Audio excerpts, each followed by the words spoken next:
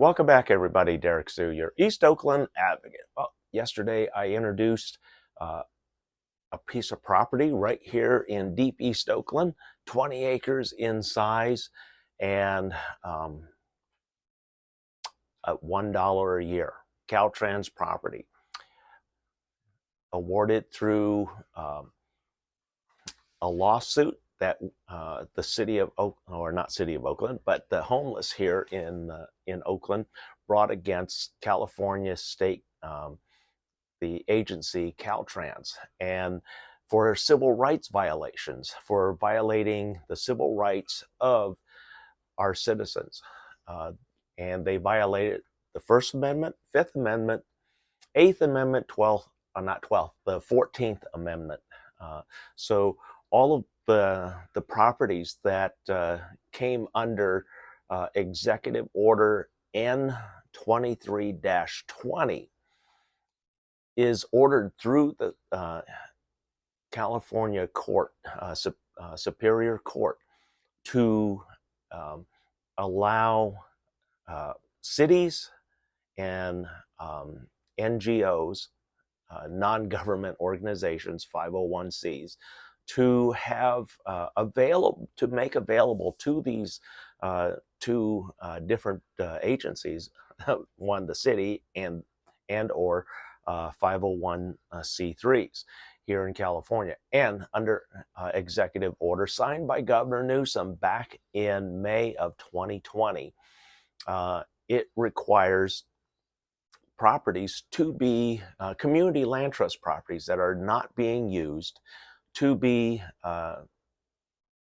used or allowed to be used by cities and 501(c)s, NGOs, to create housing for our homeless and our low-income population. And so with that, yesterday I showed you that property over by Coliseum Way and Hagenberger. There is also a sister property to that on the opposite side of Hagenberger, next to, actually adjacent to, the former Union Bank headquarters, which was torn down and is now just an empty lot. And so we're looking at how much it might be to acquire that piece of property and make that property another a managed homeless HOA. And so we're going to be calling these something different because these folks are no longer homeless. And the model that I'm using to create everything is the best of many models throughout the United States. I've researched a lot of different organizations across the country. We've looked in Portland, Oregon. Dignity Village is one of those. And there are several really good examples of homeless housing solutions in Portland, Oregon, but also in the state of Washington. And so there's been some good things going on up there. We're not taking their models. We're not duplicating their models exactly. What I'm doing is taking the best parts of each of the different models from around the country and incorporating them together to create one universal model that is flexible, not like the system that we have right now, which is very rigid. And with that housing, there are a lot of folks that say, well, we don't like giveaway housing. Well, folks, you already have spent billions of dollars in taxes and have nothing to show for it for these dumb politicians that have been screwing you, throwing their money away, and not being accountable. And so this is an accountable program that I've put together. And like I said, I've used the best from a lot of different communities. One of the communities that I really liked is in Texas, and that is Community First. There is a lot of different models. Each of the homes in that model, in that HOA, is unique. And that's what we're hoping to accomplish with that. And one of the other complaints that folks had was that they didn't like the units, some of the units that are available in the housing programs across the country. Outside of these, A lot of people complain because, number one, they don't like it. They don't like the layout. It doesn't work for them. It may not be ADA compliant. So there's a lot of different things. And so systems have to be flexible, which unfortunately they're not. And so my system brings people in. Number one, they're brought in to the system, a centralized system that gets them going, but also they have to sign documents saying that this is not a program that is without IDing people, privacy. And so this is going to be a very public type of program and model, because number one, the people that come into this, they're going to be really excited because this is an exciting program that I've put together. Number one, they're going to be getting off the streets, and they have two options on that. Number one, once the site has been completed for the base construction, meaning that all the underground has been put in place, all the support structures for the housing is there. Also, we have oversight, which is offices which will be put up against the adjoining business, which is Tech Truck Center. And so that will be the dividing wall, so to speak. And on top of that, we're going to be putting containers 2 stories high above the offices, and the ground level mobile units, or the containers, will have all the different services and the management offices, social services office there, a holistic healthcare, a community stores will be on there and available, and also 24-hour security, which there's going to be a training period, because while there will be guards, professional guards there, we also want to have the staffing, the folks who actually live on site, to be aware and trained for security guard duty. If the need arises, they can step in.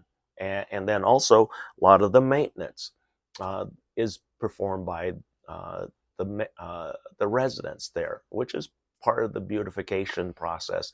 But here's the exciting part. Once they enter the program, they have one of two choices to leave the street. Number one, they can be temporarily put up in a hotel for up to 60 days, or live on site once the property has been completed on the base development.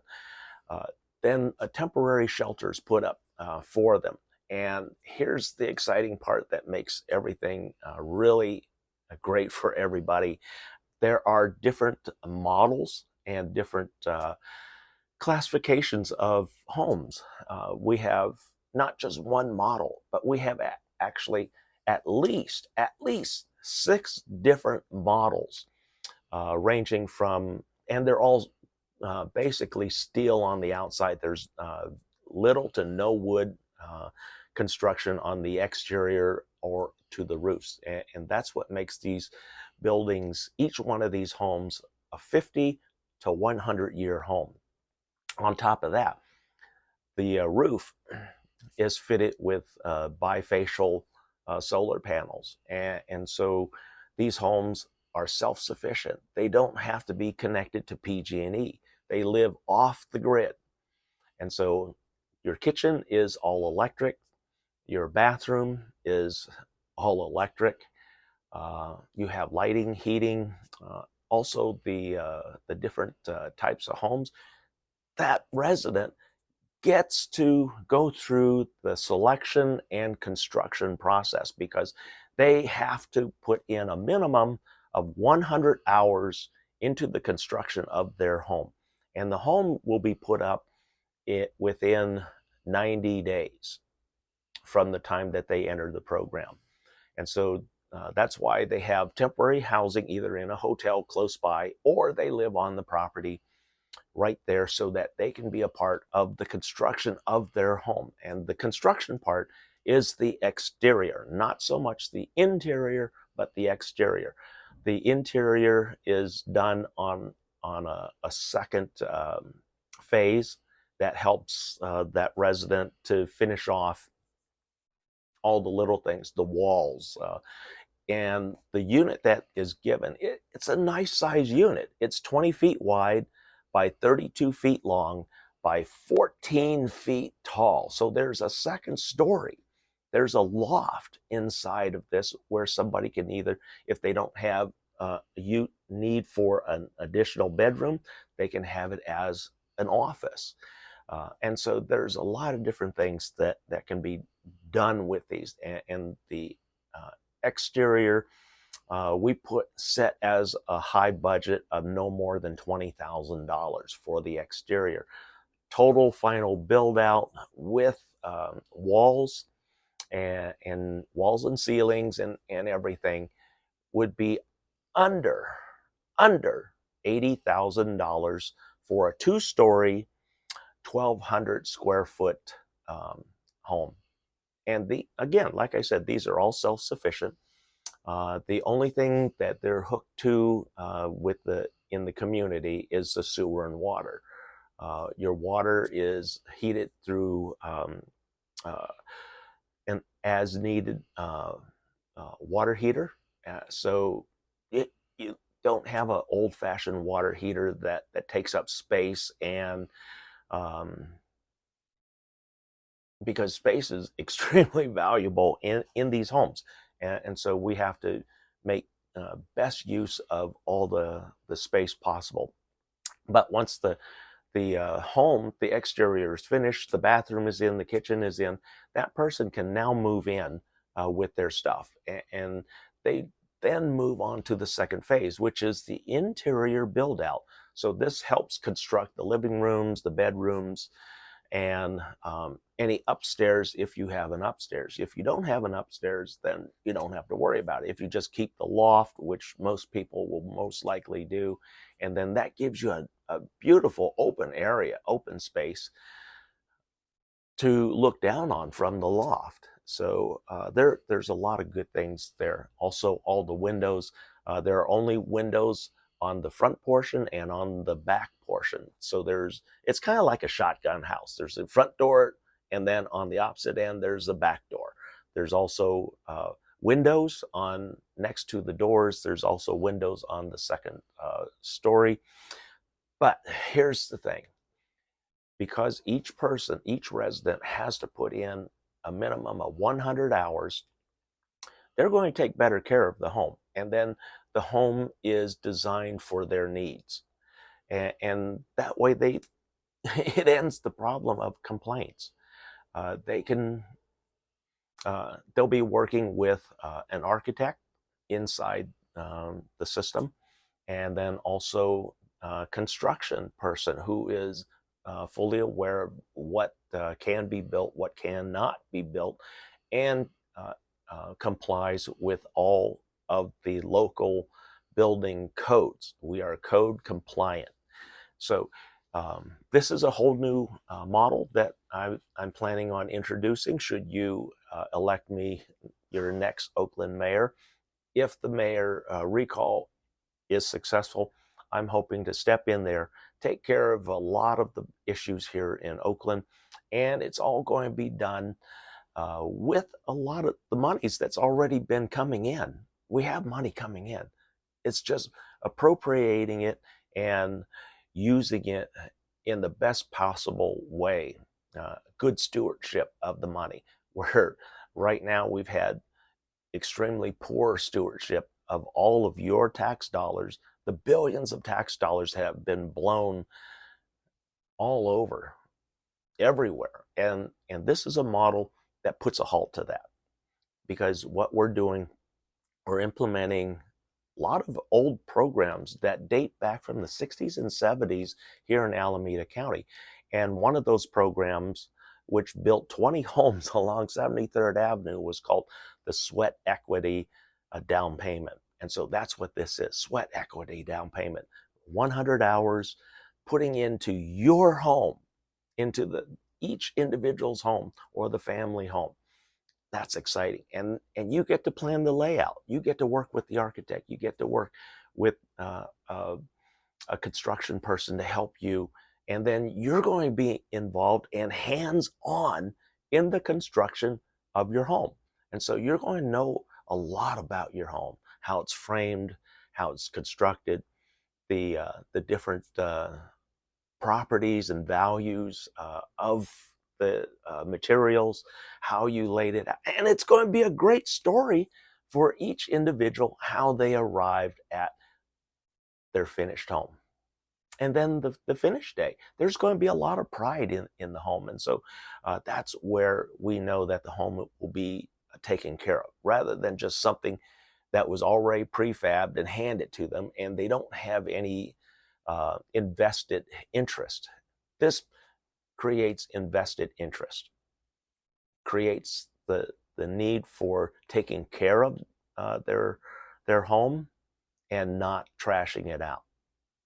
So this is a different model. It's a newer model. It's not new, but it is taking the best features of a lot of different successful communities that have worked, and then making it Oakland's best. Thanks for joining me today. What do you think about that? It's going, at least now you'll have something to show for the billions of dollars that came out of your pocket on this homeless crisis.